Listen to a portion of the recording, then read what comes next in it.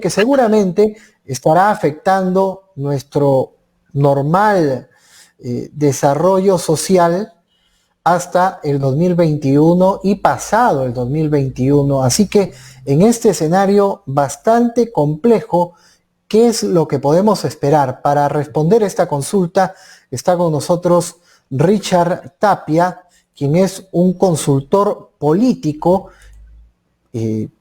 reconocido también en el norte del país y nos va a dar algunas precisiones sobre esta situación.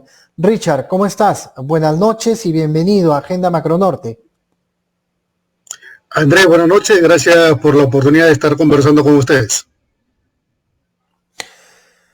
Richard, es un escenario, como lo hemos dicho, bastante complejo, donde el grueso de la población, seguramente en lo que queda de este año y el 2021, estará más preocupado en tener dinero en el bolsillo, conservar la salud, y habrá poco espacio para escuchar propuestas electorales, para pensar en un posible candidato presidencial. ¿Cuál es el escenario, de acuerdo a tu opinión técnica, que nos espera el 2021 con este proceso electoral general? Bueno, primero hay que señalar de que las elecciones son importantes y que no se puede, digamos, postergar más. A nivel mundial han habido como 87 procesos electorales a nivel mundial, reitero, de los cuales casi el 70% han sido suspendidos, ¿correcto? Por la gravedad, obviamente, de la pandemia a la cual estamos enfrentándonos. En el caso del Perú, el presidente, la primera quincena de abril, más o menos, no me acuerdo exactamente la fecha, pero en una de sus acostumbradas conferencias de prensa, señaló que el proceso electoral de todas maneras se iba a dar en el mes de abril del 21, del próximo año. Y en las mismas aseguró también, a renglón seguido, que él no iba a postular. Frente a este tema de que si puede o no postular el presidente Vizcarra, hay un debate. Hay algunos, digamos, que señalan que sí puede postular y otros no. Y yo me inclino en el grupo de las personas que creemos que él no puede postular, puesto que cuando él, digamos, y eso no entiende muy bien nuestros pobladores, nuestros ciudadanos, es que cuando se elige a un presidente, se elige a una plancha presidencial. Y el señor Vizcarra, quiera o no, claro, pertenecía a la fórmula presidencial del señor Pedro Pablo Kuczynski, defenestrado del cargo. Él, como primer vicepresidente, como segundo vicepresidente, primer vicepresidente, asume la presidencia frente a la renuncia de la actual ex segunda vicepresidenta Flores Arauz, ¿no? Mercedes Arauz, perdón. Que justamente en estos días en el Congreso se estaba programado, si no me equivoco, el jueves, tocar justamente el tema de la renuncia de la ex segunda vicepresidencia Mercedes Arauz. Entonces, frente a este escenario, digamos, de la pandemia, hay mucha gente que cree y considera con justa razón de que hablar de temas electorales en este momento deviene un poco en inhumano, un poco banal, un poco superficial, un poco etéreo, un poco gaseoso, ¿no es cierto? Pero nosotros consideramos de que justamente cuando las personas se desatienden de estos temas políticos que deben ser de la agenda no de unas cuantas personas, sino de las grandes mayorías, ¿no? Es lo que estamos viviendo con la pandemia, consecuencia no solamente de este gobierno, sino de por lo menos los 40 años que hemos tenido en el gobierno, desde la izquierda, centro, derechas, y todos los colores y todos los pelajes que hemos tenido en el gobierno, tanto nacional, congresal, para hacer una precisión, Richard, y regionales. Para hacer una precisión, sí. Richard, la situación que tenemos con estos hospitales que se están cayendo, con esta falta de equipamiento, es responsabilidad precisamente de las malas decisiones que hemos tenido como electores al momento de elegir las autoridades. Pero lo que tú nos comentas resulta interesante porque precisamente en este escenario donde el tema electoral para muchos será intrascendente y lo fundamental será tener dinero en el bolsillo y tener la salud completa, tenemos que mirar con muchísima más atención el tema electoral para garantizar que el próximo gobierno siga el camino del fortalecimiento de las estructuras de salud, de educación, de infraestructura y otras importantísimas para el desarrollo del país. Es eso finalmente lo que nos estás comunicando y que a nosotros nos parece muy valioso. Sí, digamos que nosotros nos movemos en estos temas y es un poco el aporte que nosotros hacemos. Que otras personas, nosotros no somos de salud. Las personas que tienen que ver con el tema de salud, obviamente tienen que estar abocados al tema de la pandemia. ¿Cómo no? Pero las otras personas que se dedican a observar otros aristas de la sociedad, tenemos que estar pendientes de que no nos hagan, entre comillas, nos hagan pasar muertos por vivos, ¿no? Entonces nosotros estamos atentos y como tanto estamos atentos, estamos señalando públicamente, estamos hablando por primera vez de estos temas en tu programa electorales. Yo sé que es pesado, yo sé que quisiéramos hablar de que faltan equipos de protección personal, como lo ha estado haciendo el gremio de enfermeras, y así como los gremios de médicos. Hoy día falleció un médico más, si no me equivoco, en Lima o acá en Trujillo. Entonces, yo sé que eso es importante y hay que atenderlo, pero también es importante que los que estamos con un ojo avisor sobre estas medidas del proceso electoral, tenemos que decir que, por ejemplo, ya se cerró el padrón electoral. Y tenemos que decir que por lo menos hay 24 partidos inscritos. No sabemos si todos van a participar, no sabemos si es que se van a permitir que se inscriban otros movimientos, otros partidos. ¿Cómo vamos a hacer? Ahorita se está discutiendo también si es que van a haber las famosas elecciones internas por las cuales muchos peleamos como una reforma electoral que se aprobó. Pero frente a este tema de la pandemia, al parecer hay dos voces, unas que dicen que es mejor que estas elecciones primarias no las desaparezcamos, sino que las posterguemos para el proceso regional municipal, es decir, después de las elecciones congresales y presidenciales, las generales. Es decir, no en esta, sino la trasladamos para la otra. Puede ser una salida. Otros dicen que no, que hay que mantener las elecciones internas y ver el mecanismo que nos ayude la OMPE y ver un mecanismo como con las instituciones electorales, tener la supervisión del caso, ¿no? Otro tema es si es que se acepta, como se tiene que aceptar, porque la ley lo permite, las nuevas inscripciones de los nuevos movimientos, los nuevos partidos, ¿cómo lo vamos a hacer? Por ejemplo, si hay una lista congresal de algún partido inscrito que se quiere inscribir para el Congreso, nada más, listas congresales, porque sí se puede inscribir movimientos regionales para llevar a congresistas, ¿no es cierto?, para participar en cada región. Digamos, ¿cómo hacemos para el proceso de inscripción? Antes tenían que ir a Lima a comprar kits, hacer los trámites en los órganos centrales. Ahora, ¿cómo lo vamos a hacer? Entonces, aquí también es otro punto en donde el proceso de digitalización se tiene que avanzar, porque obviamente los trámites se tienen que facilitar a través de un portal, digamos, no sé, una firma digital. Bueno, tendrán que implementarse algún sistema para facilitar y evitar en la medida de lo posible el traslado y, digamos, el distanciamiento físico. Yo no le llamo distanciamiento social porque me parece que es una mala, no es correcto señalar el distanciamiento social, sino distanciamiento físico, ¿no? ¿Correcto? Entonces, eso es el otro escenario y otro escenario ya entrando en temas propiamente de campañas. ¿Cómo vamos a hacer una campaña? Antes, ¿no es cierto?, nosotros aconsejamos mucho el tema de la campaña tierra, es decir, el puerta a puerta, ¿no? Dar la mano, la clásica foto cargando al niño, entregando un souvenir, por ejemplo, en multitudes. Eso ahora no se puede hacer. ¿Y qué? ¿Vamos a hacer la campaña digitalmente? ¿Cómo la vamos a hacer? ¿No es cierto? Vamos a tener, mítines por Zoom, ¿no es cierto? Y entonces ahí hay otros espacios que también la digitalización y el manejo de las distintas plataformas de redes sociales, en fin, ¿no es cierto? Tenemos que ser creativos. Ya en algunos países esto es avanzado y lo bueno, digamos, entre comillas, si podemos tener algo bueno dentro de toda esta pandemia, es que los procesos de digitalización en el Perú estaban avanzando como elefantes, como los paquidermos. Ahora con esta pandemia se tienen que acelerar. Y no solamente en las campañas electorales o las campañas,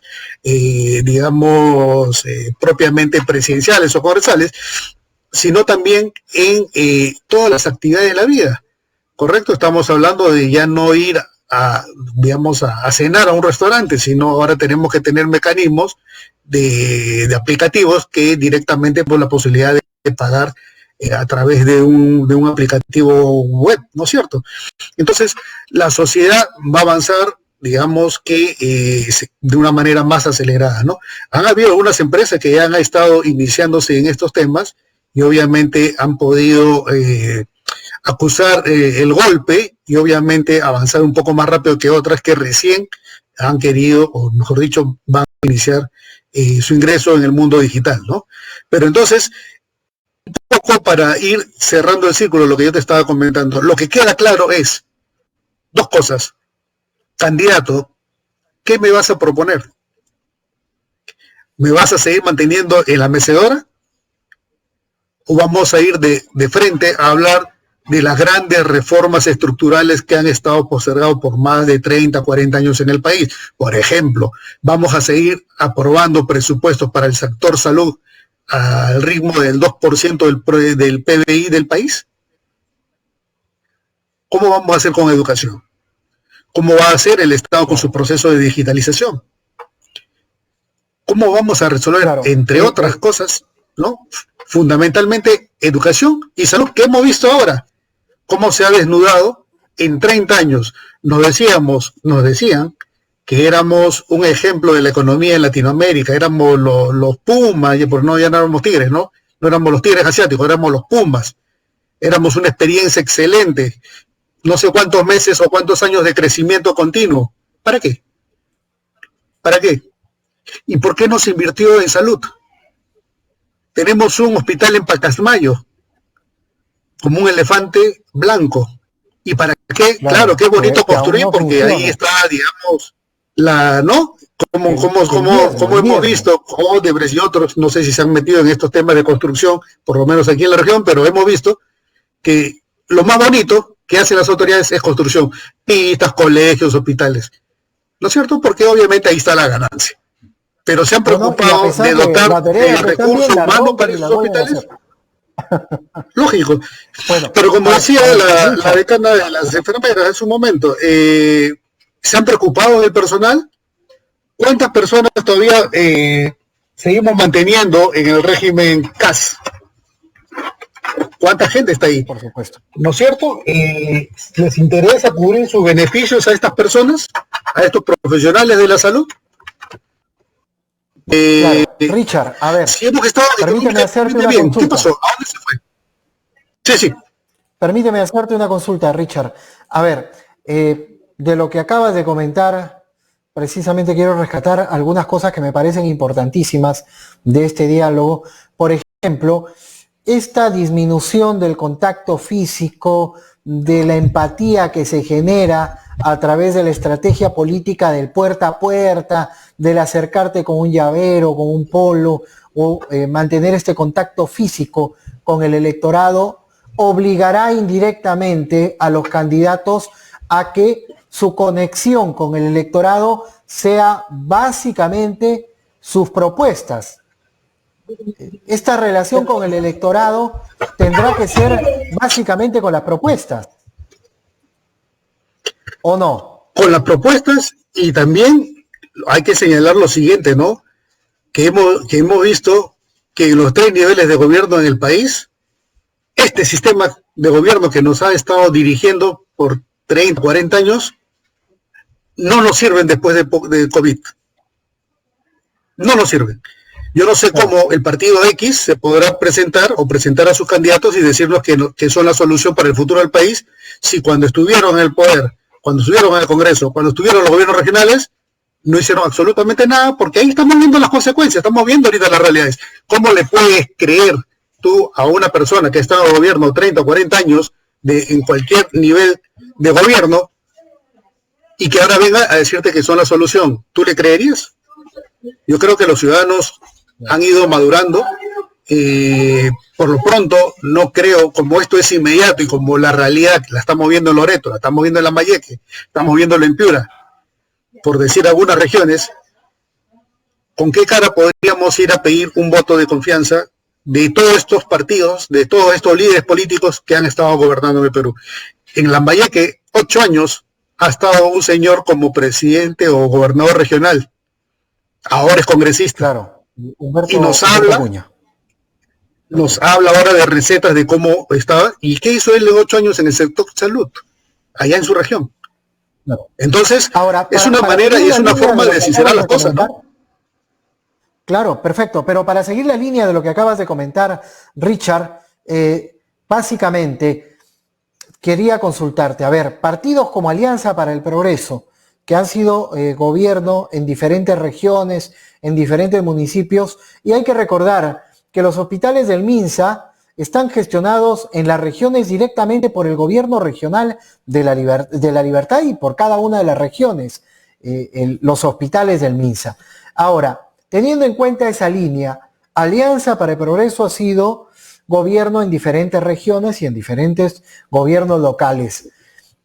También quería hacerte la consulta, ¿cómo ves al Partido Morado y la posible candidatura individual de Salvador del Solar, que él se niega a confirmar, pero posiblemente sea uno de los candidatos escondidos para el 2021. A ver, quisiera que me des una opinión, de acuerdo a tu análisis político, ¿qué posibilidades le ves a César Acuña, a Julio Guzmán y a Salvador del Solar el 2021? Bueno, al señor César Acuña ninguna posibilidad, ¿no? Al señor del Solar, en cuanto tenga el respaldo del poder económico centralista de Lima, ¿correcto? Y yo considero, me atrevería a decir que representa o representaría el continuismo de lo que hemos vivido los 30, 40 años atrás. Eso no me quita nadie de la cabeza. Hemos visto algunas apariciones ahora en plena pandemia dándonos unas sugerencias. Eso no es gratuito, ¿no? Eso no es gratuito. Yo, más allá de individualizar casos, yo lo que hago es, digamos, analizarlos por grupos. Ya estos grupos de partidos, yo creo que su carga de función a todos, toda la partidocracia, ya el pueblo se la ha extendido.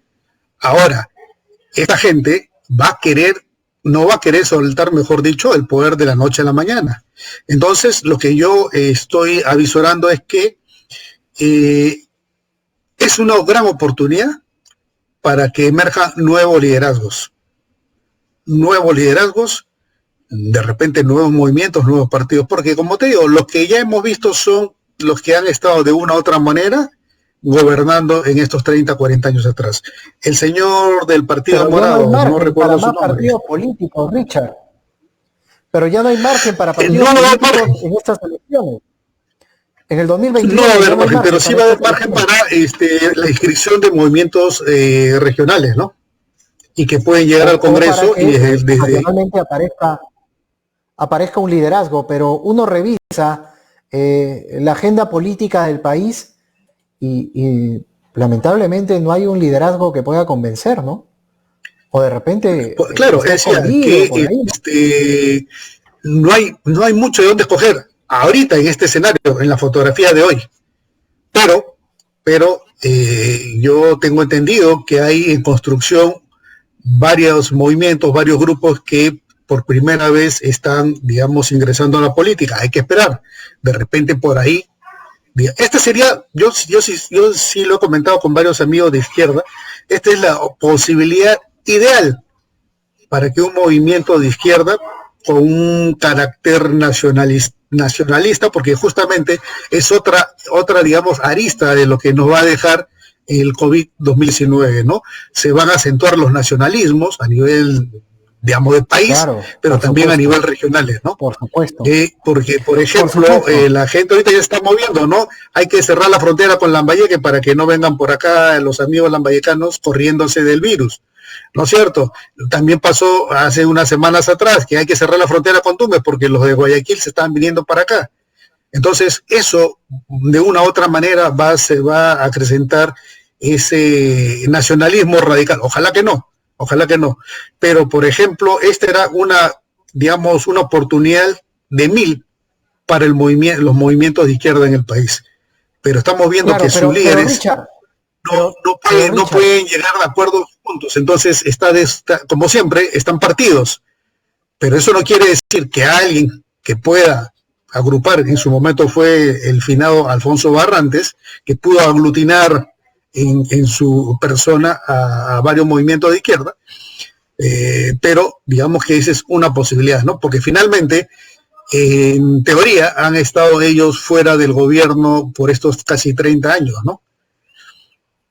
Claro, me parece que le haría muy bien un gobierno de centro-izquierda a nuestro país, pasada ya esta emergencia de cara al Bicentenario. Me gustaría ver un partido de centro-izquierda gobernando el país. Me gustaría verlo, en realidad, lo digo de manera muy personal, pero quiero acotar un comentario tuyo sobre el nacionalismo y las enseñanzas que tal vez nos pueda dejar esta emergencia por COVID-19 a nivel mundial. Más que nacionalismo, creo que esta emergencia nos puede enseñar que la globalización, tal como nos han planteado los gobiernos desarrollados, no funciona, porque estamos viendo una globalización canibalesca, una globalización egoísta. Nosotros como países exportadores de materias primas no hemos generado tecnología que nos permita atender nuestro mercado, nuestra población ante una situación de emergencia, y hemos tenido que depender de países más desarrollados, tanto para pruebas moleculares, para ventiladores mecánicos, para mascarillas, para implementos de seguridad personal en este momento de emergencia. Y vemos que estos países han cerrado fila y básicamente están atendiendo su necesidad, dejando a los países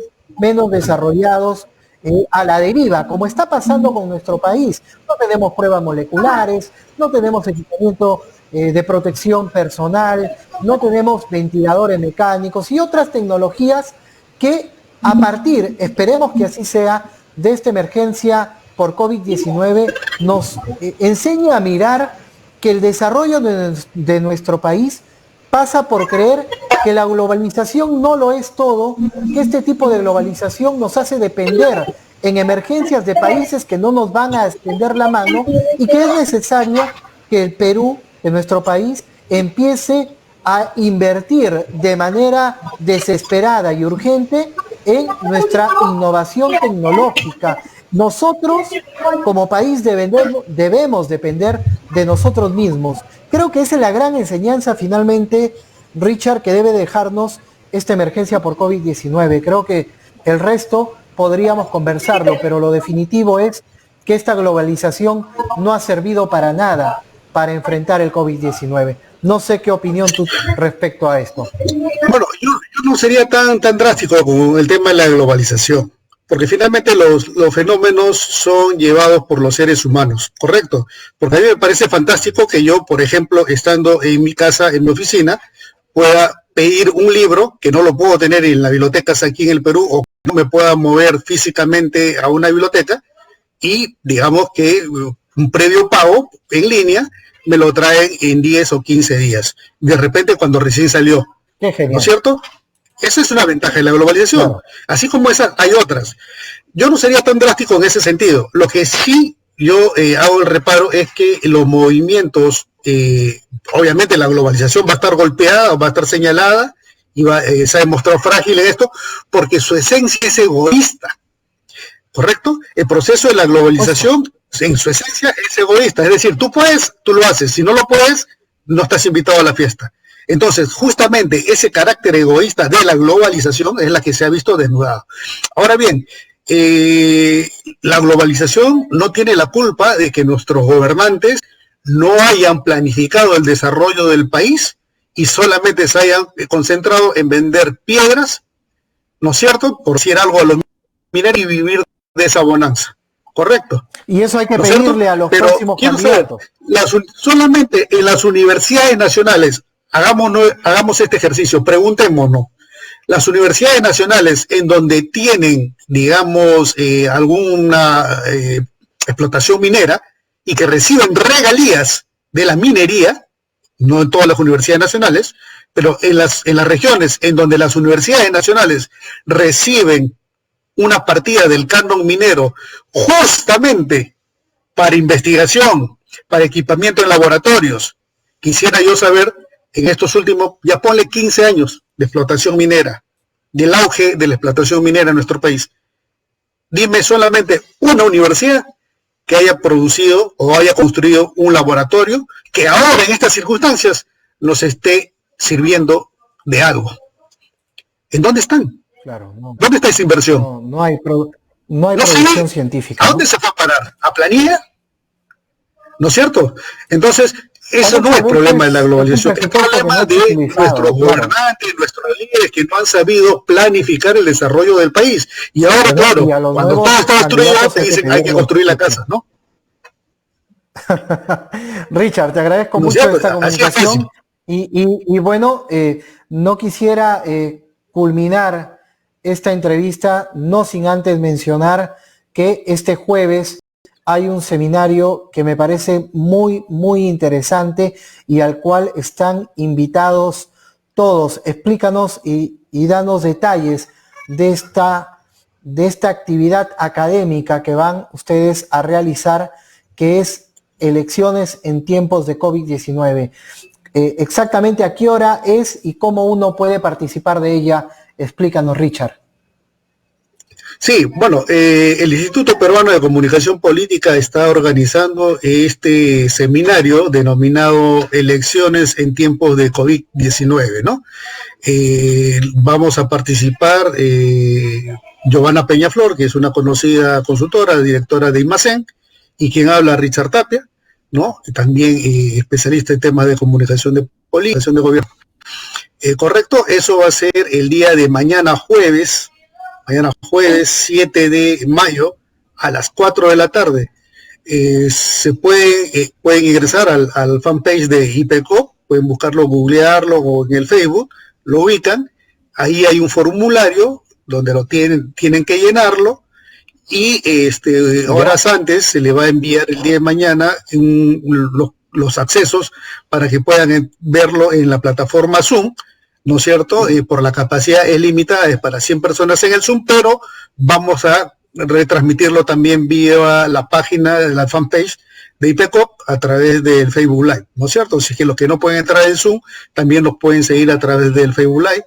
Es gratuito, no tiene ni un costo y se va justamente a entregar un certificado digital para las personas que se inscriban y llenen ese formulario, ¿no? Esa es la forma de participar y obviamente vamos a ser los primeros que toquemos este tema en plena pandemia, en donde se están discutiendo si se levanta o no la cuarentena, pero creo que es oportuno y necesario tocar este tema en este momento, ¿no? Muchas gracias, Richard, por esta comunicación. Muy amable. No, gracias a ustedes y buenas noches. Bien, amigos, estuvimos con Richard Tapia, quien es especialista en comunicación política, y mañana habrá un seminario a través de Zoom denominado Elecciones en tiempo de COVID-19. Bien, antes de despedirnos tenemos que recalcar que estuvimos intentando comunicarnos con el decano del Colegio Médico de Lambayeque, el doctor Manuel Soria, porque habíamos ya realizado una conexión en la tarde con él, una conexión telefónica, y nos informó que estaban muy preocupados en Lambayeque porque el sistema de salud está a punto de colapsar los hospitales no dan más en Lambayeque. Queríamos desarrollar esta noticia con él esta noche, pero nos ha respondido que en este momento se encuentra practicando una cirugía a un paciente de gravedad.